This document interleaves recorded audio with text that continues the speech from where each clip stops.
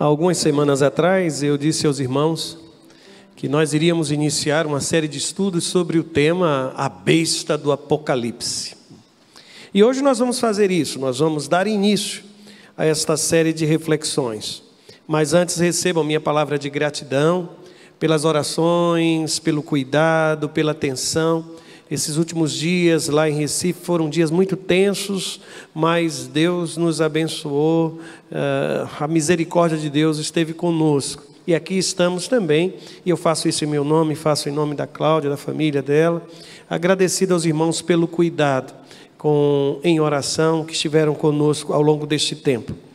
Você vai abrir a sua Bíblia lá no capítulo 13 do livro de Apocalipse. Mas antes de ler o capítulo 13, que é onde vai aparecer a figura da besta, eu quero ler com os irmãos e irmãs aquele que é o primeiro dos versos do livro de Apocalipse.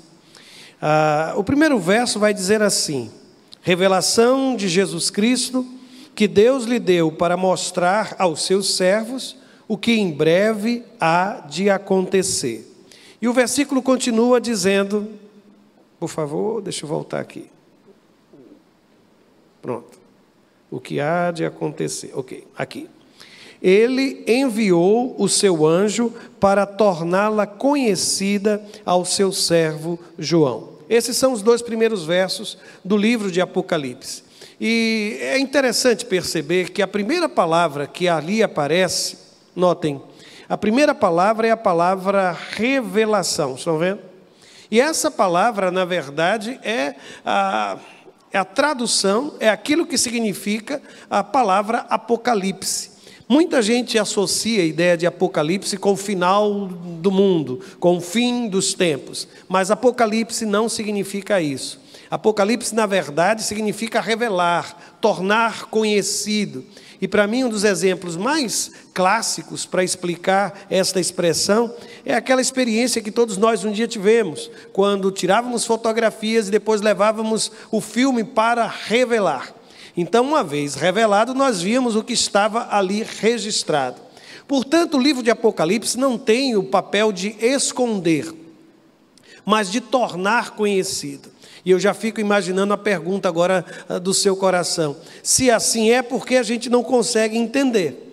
É porque a chave de interpretação, é porque os elementos que ali aparecem são para nós hoje desconhecidos, mas que faziam parte e eram facilmente entendidos pela igreja no primeiro século. Eu me lembro de alguns professores que tive que diziam algo muito curioso. Eles diziam, olha, quando a igreja foi perseguida, muitos dos manuscritos, dos textos sagrados, eles foram confiscados, eles foram queimados. Mas quando um soldado romano via um texto como o texto de Apocalipse, eles não entendiam absolutamente nada. E por não entenderem nada, julgavam que aquilo não traria nenhum valor, ou não possuía qualquer valor para a comunidade de fé, para a comunidade cristã. E com isso o livro acabou sendo preservado em meio à perseguição. É por isso que eu quero que você entenda que, a princípio, a primeira coisa que eu preciso dizer aos irmãos é que a palavra Apocalipse tem muito mais a ver com revelar do que esconder, tornar conhecido. E a segunda observação que faço tem a ver com a segunda parte deste primeiro verso. Quando vai aparecer ali, observem, a figura do autor do livro de Apocalipse. Quem foi que escreveu o Apocalipse? A evidência interna, ou seja, o próprio texto de Apocalipse, identifica o seu autor, que ali aparece com o nome de o servo João, o servo João.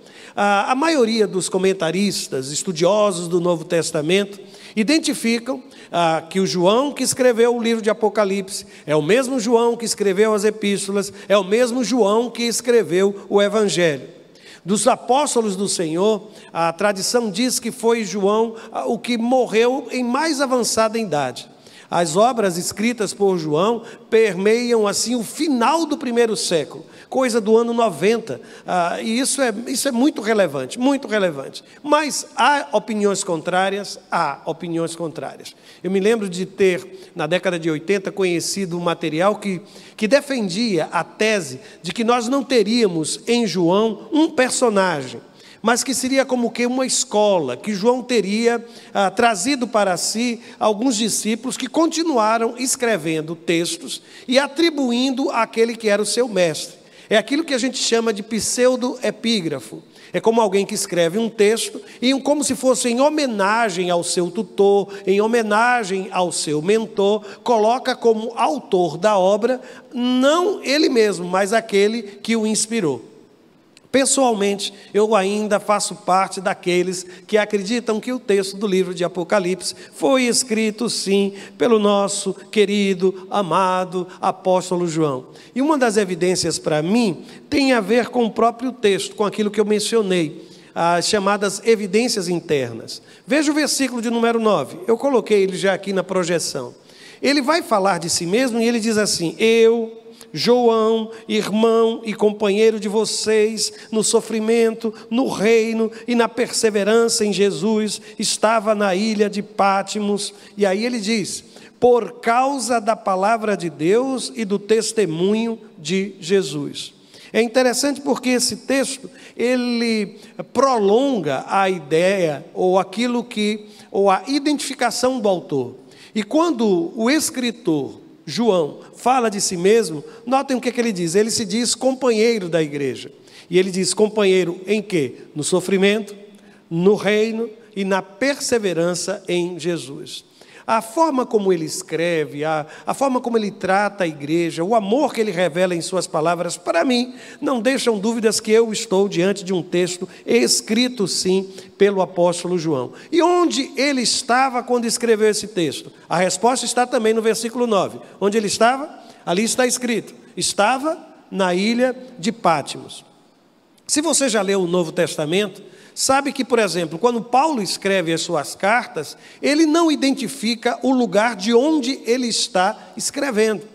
Se ele tivesse feito isso, talvez hoje nós não tivéssemos tantos debates em torno de onde estava o apóstolo Paulo quando escreveu a Epístola aos Romanos, Gálatas, Efésios. Ele não faz isso. Ora, se o escritor do livro de Apocalipse registra o fato de que ele estava na ilha de Pátimos, isso tem que ter alguma relevância. E qual seria a relevância desse texto? Gente, vocês sabem, eu nasci em Pernambuco. E eu me recordo que grande parte dos nossos primeiros anos de casado, nós íamos muito à chamada Ilha de Itamaracá. A Ilha de Itamaracá, eu não sei quantos já foram à Ilha de Itamaracá. Pronto. O que tem dentro da Ilha de Itamaracá, gente? Um presídio. Um presídio. Aquilo ali serviu durante algum tempo como lugar onde as pessoas ficavam presas. E eu não sei quantos já lembram-se do tempo que lá estiveram. Há um momento em que a gente entra na ilha e avistamos algumas casas que são casas, ou eram casas, eu não sei como hoje funciona, ocupadas por pessoas que estavam detidas, que eram presidiários e que residiam naquela ilha. A ilha de Pátimos era assim. Uma ilha que servia como que de exílio. Uma ilha que servia como que de prisão para aqueles que eram condenados, aqueles que eram presos pelo Império Romano. Por isso, quando João se identifica dizendo, eu estava na ilha de Pátimos, ele não estava se divertindo, ele não havia criado o Ministério Mar para pegar surf, pegar ondas, ele não estava tomando sol, ele não estava tomando água de coco, ele estava em sofrimento. E foi naquele momento em que ele está preso que Deus usa aquele homem de Deus para trazer uma mensagem tão poderosa de vitória para a vida da igreja. Agora notem, a segunda parte deste versículo 9 diz algo para mim também muito interessante. E qual é? É quando ele fala aqui que ele estava preso por conta do testemunho. A palavra testemunho é a tradução de um verbo chamado, ou de um substantivo chamado martureo. Martureo, vejam a pronúncia, martureo, seria mais ou menos o quê? Martírio, que também vem a ideia de Marte. A ideia de martureo, ou testemunha, é aquele que presenciou um fato, que viu, que teve uma experiência sensorial, que escutou, que estava presente, mas ao mesmo tempo em que ele viu, que ele estava presente, que ele escutou, ele também fala daquilo que ele ouviu, daquilo que ele viu, daquilo que ele presenciou. Uma testemunha, ele tem dois lados, é como se fosse uma moeda. É alguém que viu e alguém que fala. Eu não sou testemunha se eu falar de algo que eu não vivi, não experimentei. Se eu não tenho essa experiência de fé com Jesus, isso não é testemunho. Por outro lado, se eu vivi essa experiência de fé, mas eu não falo dessa experiência de fé, também eu não sou testemunha. E quando João ele usa essa expressão, ele está, na verdade, fazendo aquilo que aconteceu na segunda metade do primeiro século, quando a ideia de um testemunho, a ideia se transformou também em disposição para o martírio. Porque durante o período de perseguição, aqueles que desafiaram as ordens do Império Romano e continuaram declarando que Jesus era Senhor, que Jesus era o Quírios, que Jesus era o Senhor, que Jesus era o Rei dos Reis, esses foram perseguidos. Portanto, João está preso, sim, mas não porque tenha cometido qualquer crime, mas porque ele era ele era uma testemunha daquilo que é o poder do Evangelho em minha vida e na sua vida. Naquela folha que foi distribuída, que você recebeu, você vai perceber que aparecem aqui algumas palavras-chave. E o que são essas palavras-chave? São as chamadas escolas de interpretação do Apocalipse. Métodos que são usados para explicar o Apocalipse.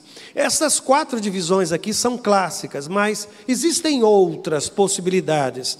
Estrutura em movimento, de Elu e algumas outras coisas. Mas aqui a divisão clássica. E a primeira coisa que você vai ver, e está aí também no seu texto, é a referência a uma escola preterista. O que é uma escola preterista?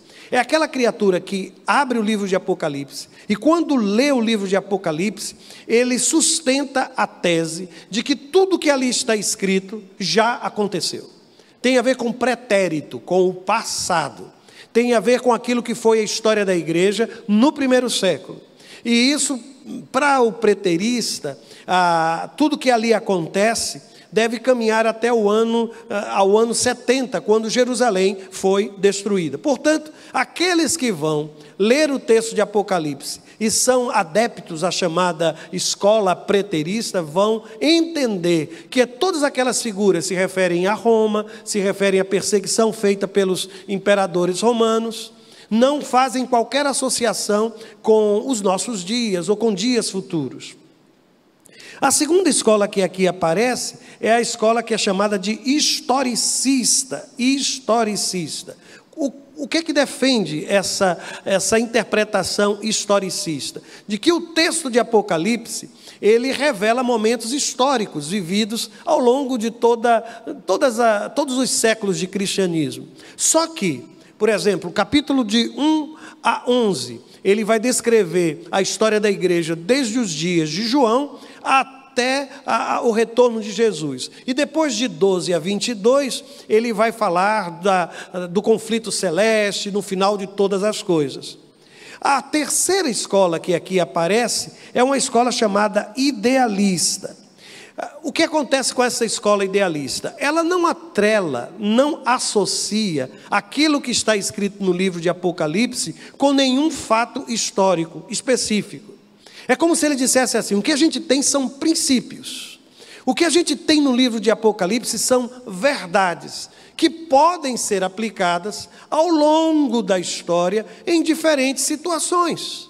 Então, só como exemplo, a figura da besta e aquilo que ela representa não estaria apontando para um personagem histórico, mas para um perfil que pode ser assumido, que pode ser identificado com diversos personagens ao longo dos séculos. Então, os fatos ou o texto de Apocalipse, dentro dessa escola, não estaria atrelado a nenhum fato histórico específico. E a última das escolas é a escola futurista. E essa escola futurista trata o texto de Apocalipse como descrevendo aquilo que vai acontecer no período final de todas as coisas. É impressionante, mas a escola futurista, eu acho que é uma das que tem maiores adeptos em nossos dias. Algumas pessoas que tentam associar um verso do livro de Apocalipse ou uma expressão do livro de Apocalipse a algum fato histórico do cotidiano, e dizer que, olha, é isto, ora é aquilo outro. Aliás, todos nós já fomos bombardeados por muitas interpretações do livro de Apocalipse com fatos que aconteceram nestes últimos anos, nos anos anteriores a estes e talvez um pouco atrás. Sempre alguém se levanta para tentar identificar alguma situação do livro de Apocalipse a partir de algum evento histórico. A depender da habilidade hermenêutica ou da habilidade de tecer e construir comentários, é capaz de alguém provar as mais diferentes ideias. Eu me lembro de alguém que defendeu que determinada figura histórica era a chamada besta do Apocalipse com o número 666. E eu me lembro que alguém, escrevendo e rebatendo o que ele havia feito, usou a mesma forma que ele calculou as letras a partir dos algarismos romanos, e fez a pesquisa com o próprio nome do pesquisador. E sabe qual foi a conclusão? Que também aconteceu. Que com o nome dele também se chegava a 666. Portanto, tenham muito cuidado, porque essas coisas, elas vendem, viu? E elas despertam a curiosidade da gente. Elas são apaixonantes. E o discurso, quando ele é inflamado, parece mesmo que nós já estamos observando detalhes do texto de Apocalipse acontecendo como que a minha volta e a sua volta. Mas vamos mergulhar só um pouco no capítulo 13 hoje. E o primeiro verso do capítulo 13, o que é que ele diz? Ele diz assim: eu vi uma besta. Aliás, houve quem me procurasse hoje quando eu cheguei: pastor, e quem é a besta? Eu disse: olha, a gente vai começar hoje, viu? A gente vai começar hoje. E é provável que ao longo dos próximos estudos, você encontre alguns elementos que vão lhe ajudar a construir a sua interpretação. Mas eu tenho chegado a uma conclusão, sabe? Aliás, alguém daqui da igreja mandou uma resposta bem interessante, disse: olha, a besta que não tem nada de besta. Eu digo: pois é exatamente isso que a gente vai trabalhar hoje. Mas aí está o texto. Ele diz assim: eu vi uma besta que saía do mar, tinha 10 chifres e 7 cabeças, com 10 coroas, uma sobre cada chifre, e em cada cabeça um nome de blasfêmia. Notem que o primeiro verso fala de uma besta. E na metade desse capítulo 19, vai surgir uma segunda besta, viu? Mas isso é matéria para as próximas quartas-feiras. Hoje é a chamada besta que saiu do mar. Não é a figura de alguém que está sentado tomando água de coco lá na Ponta Verde e a criatura saiu do mar. Não foi o seu marido. E aí a irmã diz assim: lá vem ele do mar. Não é bem assim a visão. Mas a primeira coisa que o texto vai dizer, qual é? Qual é a primeira palavra que ali aparece? Vi. E às vezes as pessoas me perguntam: pastor, quando João diz viu, ele viu ou não viu? Como foi que ele viu? Ele viu, ele enxergou? Eu quero dizer a você que este verbo, ele descreve uma visão profética. Ele descreve uma visão mística. É uma visão, não com os nossos olhos, mas com os olhos da alma. É a partir da revelação da parte de Deus. Eu sustento isso, por quê? Porque no próprio texto do livro de Apocalipse, no capítulo 1, versos 10 e 11, o mesmo João vai dizer: olha, no dia do Senhor, quando ele começa a escrever, ele diz: olha, achei-me no Espírito. E aí ele acrescenta: e ouvi por trás de mim uma voz forte, como de trombeta, que dizia: escreva num livro o que você vê. Observaram que ele fala de um êxtase espiritual? Observaram que ele diz: achei-me no Espírito?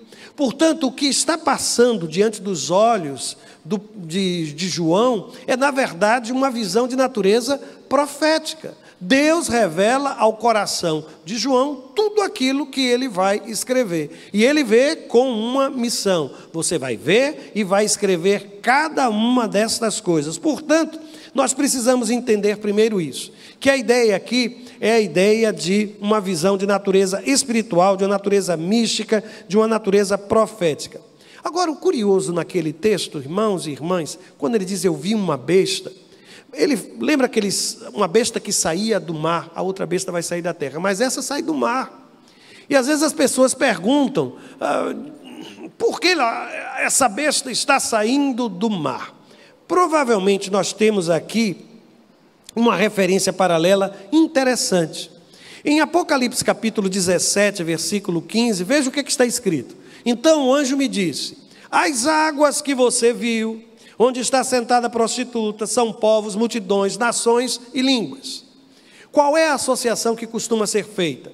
De que quando a besta ela sai do mar, ela sai das águas, seria uma referência clara que ela sai dos povos, das multidões, das nações, das línguas. Observaram que isso está inclusive no texto que você... Aliás, deixa eu dizer uma coisa. Você não veio participar presencialmente, mas já marque na sua agenda a próxima quarta-feira. Porque aqueles que aqui estão, olha, receberam um resumo. Receberam um resumo do estudo de hoje. Aí você vem, você faz as suas anotações. E uma outra coisa, pastor, mas eu tinha uma pergunta para fazer. Vai poder fazer pergunta? Vai, mas assim ao vivo e a cores não. A gente vai se organizar. Você pode me passar a pergunta, que na próxima quarta-feira, antes de iniciar o estudo, eu vou abrir um espaço assim, talvez de 5, 10 minutos, para responder alguma pergunta que alguém tenha feito agora, sobre o capítulo 13, senão a gente vai misturar muita coisa, porque são muitos os símbolos, são muitos... olha só, na próxima quarta-feira venha e você vai receber a cópia também do estudo, levar para casa, fazer as suas anotações. Mas deixe-me voltar. No texto sagrado, portanto, esta referência ao mar precisa ser compreendido como uma referência a um período de caos e agitação no mundo. Eu acho tão interessante, até tem o Hernandes, se eu não me engano, ele tem uma série de comentários bíblicos, eu não sei quantos já viram. E uma das coisas curiosas que ele defende no texto é de que a besta ela vai emergir de uma situação de caos, onde as águas estão agitadas. E de repente a gente pode imaginar que os últimos dias serão dias de enfermidades, serão dias, segundo o texto sagrado, de guerra, serão dias onde vai crescer o apelo a uma religiosidade falsa, falsos messias vão se levantar, de catástrofes naturais, de terremotos, disso ou daquilo. Dia desses alguém me fez uma pergunta muito inteligente. Eu havia acabado de falar que eu acreditava sim, que estávamos vivendo próximo aos sinais daquilo que Jesus já havia anunciado. Eu não sei se você se recorda disso, mas eu declarei, e até falei do meu desejo de que Jesus venha logo, que eu quero ir mesmo para estar na presença do meu Deus. Para mim ia ser uma maravilha, maravilha mesmo, de verdade. Bom, eu disse isso e a pessoa me perguntou, mas pastor, por que o senhor disse isso? Porque, dizia esta pessoa, eu tenho pensado que essas coisas de terremotos, pestes, guerras, fomes, que essas coisas sempre existiram. Por que agora o senhor está identificando isso como uma referência aos sinais deixados por Jesus?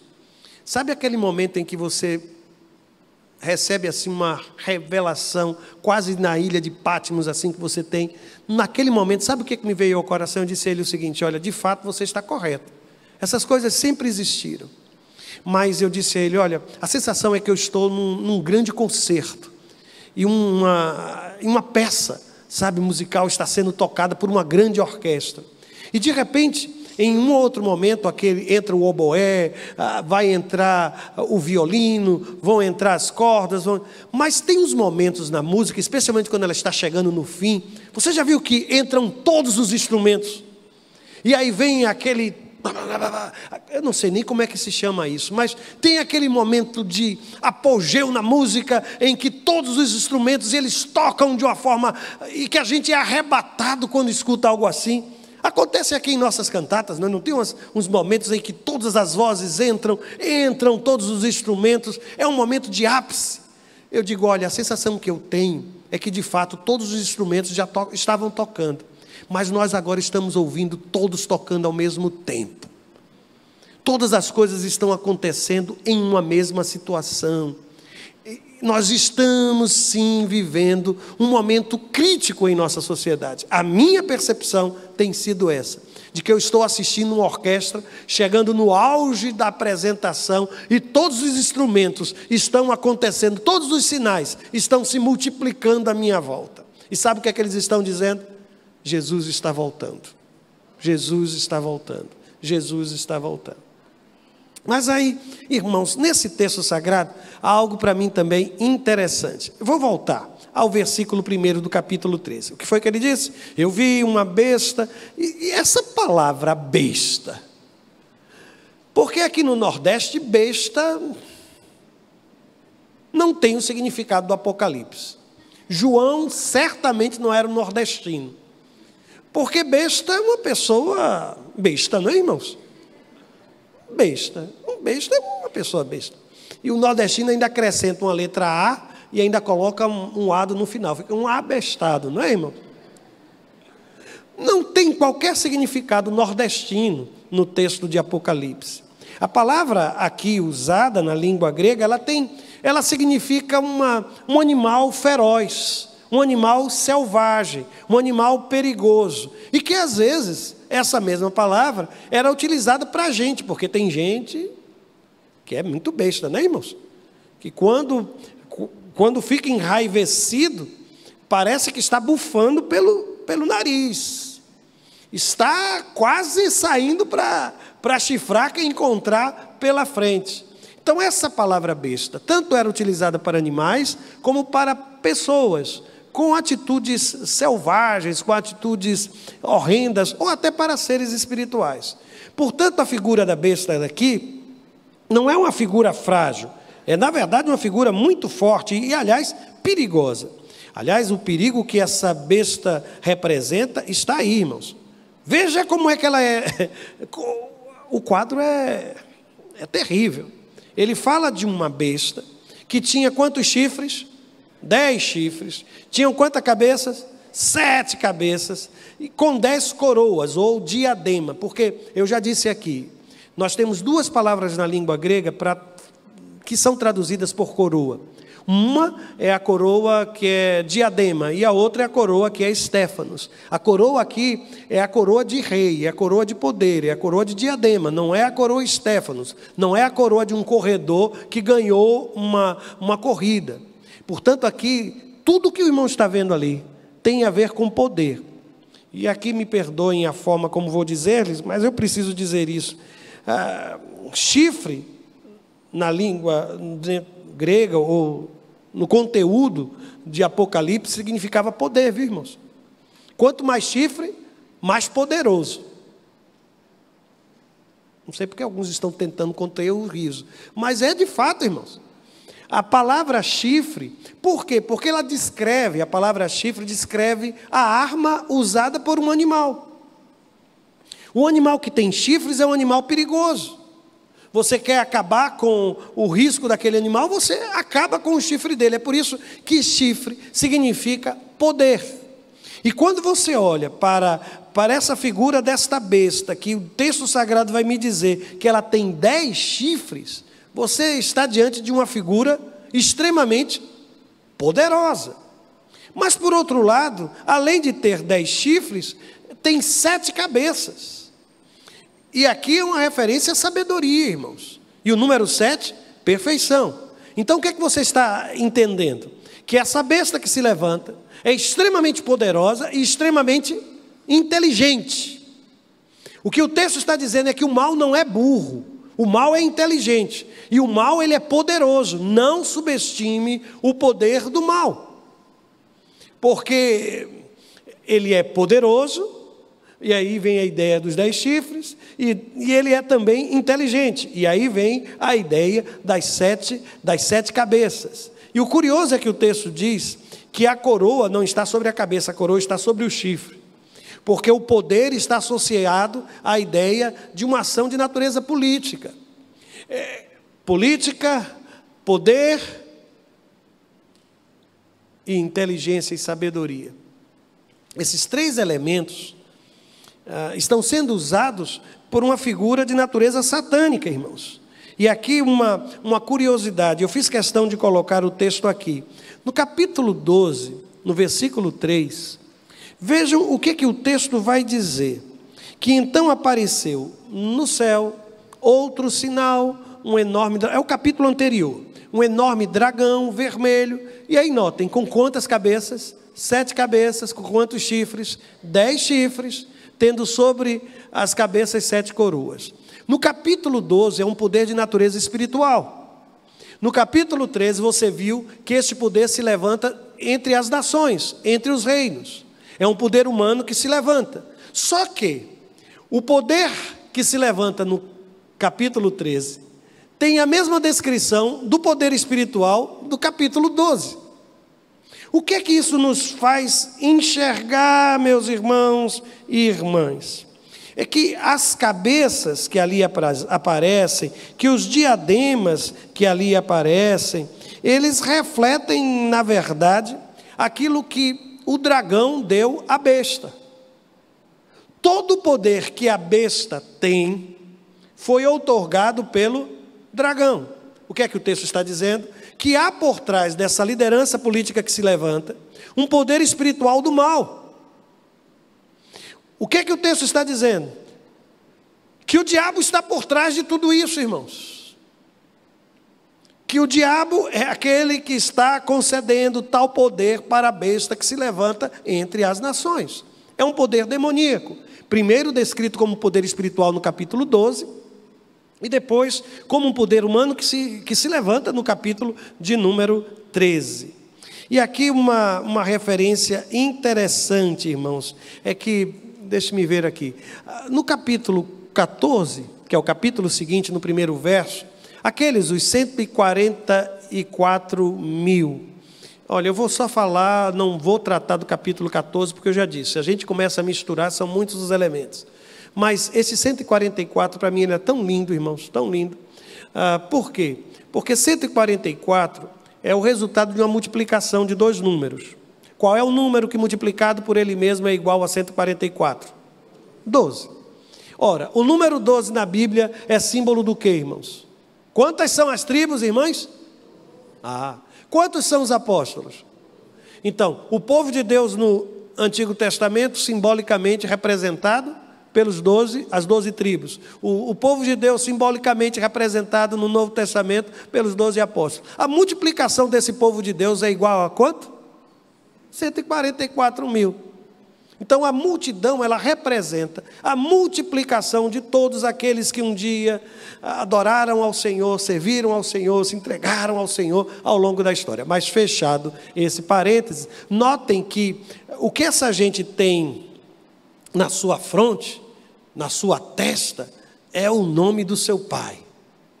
Aliás, eu já vi alguém justificar algumas coisas dizendo isso. Está vendo que pode escrever o nome do meu pai na minha testa, coisas desse jeito? Pois bem, escuta aqui.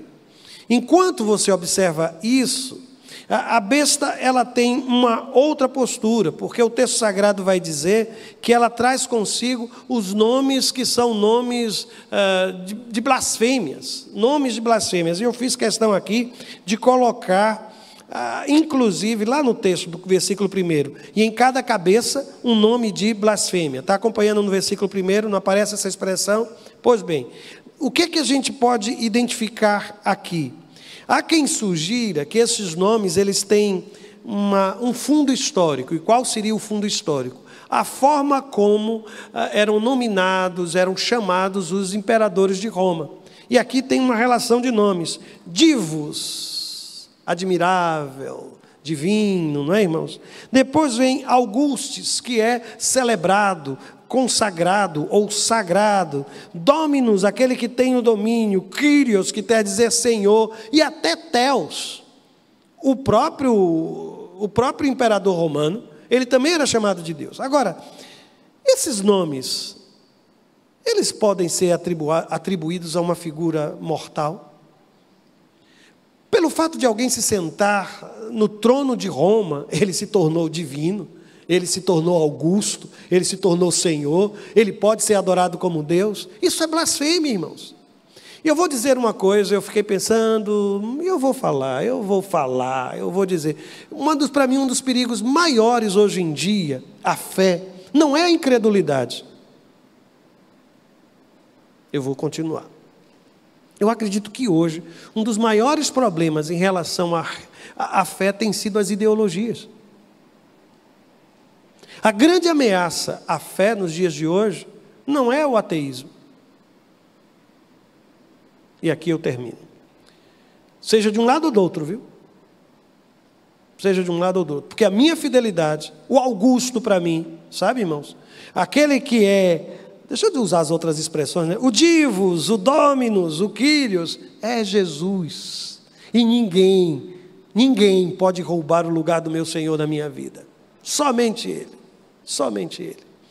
E aqui eu volto, irmãos, porque esta figura da besta, ela aparece aqui também de uma forma curiosa. No versículo 2, porque a gente já mencionou a segunda parte do versículo 2, não foi? Quando diz que lembram-se disso? Do dragão que concedeu o poder. Na primeira parte do versículo 2, além de descrever como extremamente inteligente, como poderosa, e associar a um poder político, dizendo que emerge das nações, alguns detalhes aqui são acrescentados à besta. A besta que eu vi era semelhante a um leopardo, mas tinha pés como os de urso e a boca como a de leão. É uma mistura de animais e cada um desses animais, ele traz consigo um significado. Faz tempo que eu não vejo animais em zoológico, essas coisas. Mas esse era um programa que a gente fazia muito lá em Recife, lá nos Dois Irmãos, né? Lá no parque. É bem interessante. Mas cada um desses animais, ele traz consigo um significado. Quando você pensa no leopardo, você pensa no quê? Não sei o que é que você pensa, mas provavelmente João associava a ideia de um leopardo à ideia de velocidade. O leopardo é um animal extremamente veloz, e eu aqui acrescentei, além da ideia da rapidez, da ferocidade e da vigilância. Já perceberam como eles caçam? É impressionante. Depois, é associado à ideia de um urso, e os pés de um urso. Gente, encontrar com um urso é um negócio meio perigoso, viu? Perigoso, bastante perigoso. Porque a força desse animal, ele tem um poder enorme. Abraço de urso, sabe, que esmagar o outro, de pisar e pisotear alguém, é impressionante. E o terceiro animal, na verdade, ele nem fala do animal inteiro, né? Parte do animal era um pé de urso, parecia com um leopardo, mas tinha a boca de um leão. Para muitos aqui, a ideia de que é um animal que impõe medo. Por que usar esses três animais? Ora, essas imagens, se você depois quiser, leia o texto de Daniel, capítulo 7. É próprio dos Apocalipses, especialmente de Apocalipse de Daniel, lá no capítulo 7. As imagens utilizadas, a figura, a descrição, as cabeças, os chifres, e agora também a figura do animal, lá também aparece. Pode procurar no capítulo 7 de Daniel. Mas o que esse texto está nos mostrando? Que a besta que emerge do mar, que se levanta em meio às nações, que é alimentada pelo poder espiritual do mal, essa besta que se levanta e que é extremamente inteligente, e por conta da sua inteligência é capaz de enganar a muitos, essa besta que se levanta, que além de ter várias cabeças, também tem chifres, ela é extremamente poderosa. Não subestime este poder, porque você pode acabar sendo destruído, atropelado. Por quê? Porque é extremamente veloz, tal como um leopardo. Você pode ser pisado, destruído, esmagado, porque os pés dessa besta é semelhante aos pés de um urso. E somente o rugir dele vai impor medo. Você vai viver numa situação de medo constante. Isso é tão forte, irmãos. E isso me faz lembrar das palavras do nosso Senhor. Quando o texto sagrado vai dizer que em Mateus 24, ele diz assim: portanto, vigiem, porque vocês não sabem que dia virá o seu Senhor. Mas entendam isto: se o dono da casa soubesse a que hora da noite o ladrão viria, ele ficaria de guarda e não deixaria que a sua casa fosse arrombada. Assim também vocês precisam estar preparados, porque o Filho do Homem virá numa hora em que vocês menos esperam. A minha ignorância quanto à vinda do Senhor, ela foi proposital, ela foi planejada. O Senhor quer que a sua igreja viva em vigilância, preparada para o momento em que eu vou ouvir, irmãos, eu vou. Vamos nos encontrar com Ele nas nuvens. E eu me lembro eu tenho uma tia que ela foi criada em igreja, mas depois ela afastou-se completamente. E ela, uma vez conversando, ela disse: mas na hora que subir, se eu não subir, eu subo agarrado nos seus pés. Eu disse: não tem isso na Bíblia não, que ninguém sobe agarrado no pé de ninguém. Você se resolva com Deus, Sabe qual é a minha palavra? Mantenha vigilância. Os próximos encontros vão nos levar a compreender um pouco mais desta figura da besta do Apocalipse. Se tiver alguma pergunta, pode mandar para a secretaria da igreja, pode mandar pessoalmente, e eu vou fazê-lo.